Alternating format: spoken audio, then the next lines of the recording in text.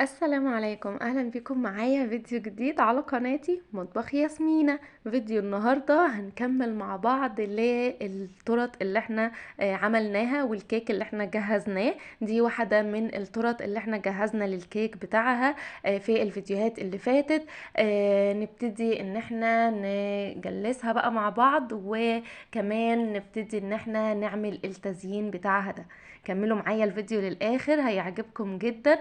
بس الاول اللي لسه ما اشتركش في القناه يا ريت يشترك ويفعل زر الجرس علشان يوصل لكم اشعار بكل فيديو جديد انا بنزله. وما تنسوش تعملوا لايك، ويلا بينا على طول نبتدي في الفيديو بتاعنا ونشوف هنعملها ازاي مع بعض.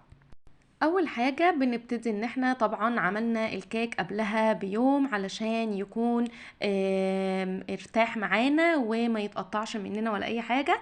بدأت ان انا ارص بقى الطبقات، بشربها بالسيرب وكمان بحط لها صوص من النوتيلا، وببتدي ان انا ارص الطبقات كلها كده بالشكل ده.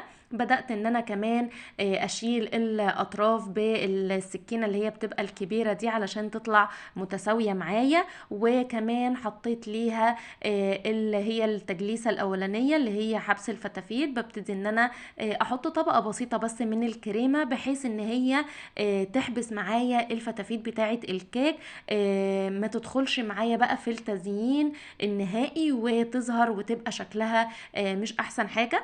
فلازم الخطوة دي مهمة جدا. بنحطها كده، بنحط الكريمة كده بنظبطها بالسكرابر وبدخلها التلاجة تمسك، وبعد كده بخرجها. ببتدي ان انا احط بقى طبقة كويسة كده من الكريمة، وابتدي ان انا اسويها بالسكرابر كده بالشكل ده. طبعا كل شوية لازم اغسلها بالمية، فانا جبت حلة كده جنب مني علشان ابتدي ان انا كل شوية اغسلها كده بالمية، وابتدي ان انا اشيل الزوايد بتاعه الكريمه كلها، وتبقى فيها اللمعه الحلوه بتاعه الكريمه زي ما شفتوا كده معايا. خلاص جلسناها وحطيناها في التلاجة. ببتدي بعد كده ان انا بجيب شوكولاتة خام، طبعا بكون مسيحاها على حمام مائي. وبعد كده ببتدي ان انا اجيب كيس من اللي هو بتاع التلاجة وبفتحه كده بالشكل ده، وحطيتها في كيس حلواني. عملت منها فتحة بسيطة جدا، خدت شكل القلب رسمته بايديا، يعني مش محتاج ان احنا نرسمه بحاجة ولا اي حاجة، يعني سهل جدا شكل القلب. بفضل امشي عليه كذا مرة كده زي ما شفتوا معايا. بدخلها التلاجة بقى وبحطها الاول على صينية وبدخلها التلاجة، دي اول خطوة. بعد ما بتمسك بعمل نفس الحركة دي تاني، ان انا بعمل دواير بقى كده بالشكل ده، حركة عشوائية يعني دواير كده علشان تمسك معايا. بدخلها التلاجة تاني، ولما بقى بتمسك حطيت عليها بس اللي هو رشة كده من اللي هو التلميع بتاع البرونز، التلميع اللي هو طبعا يعني قابل للأكل. وبدأت ان انا احطها كده في الكيكة معايا بالشكل ده، سهلة جدا.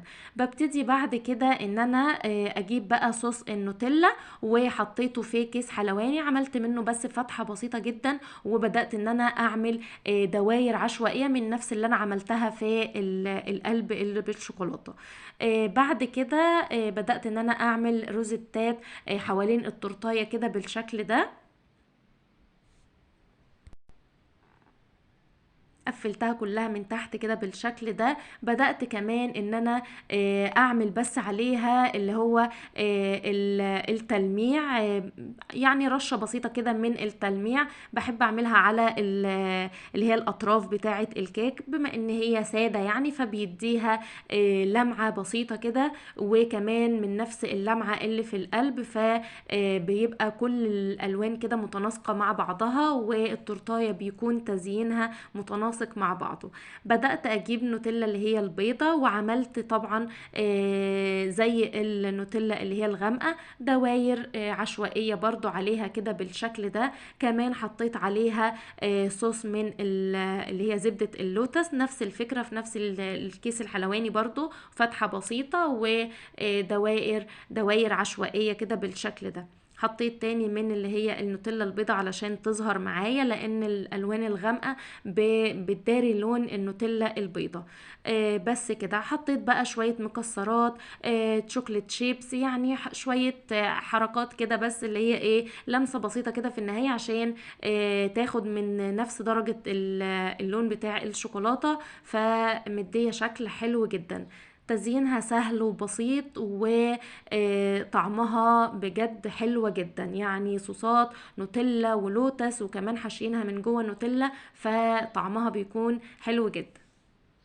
وبكده بنكون وصلنا لنهاية الفيديو بتاعنا. يا رب الفيديو يكون عجبكم، ويا رب كمان التزيين يكون عجبكم. استنوني ان شاء الله فيديوهات تانية جاية كتير على خير. ما تنسوش تعملوا لايك وتشتركوا في القناة وتفعلوا زر الجرس عشان يوصلكم اشعار بكل فيديو جديد انا بنزله. شكرا لكم، مع السلامة.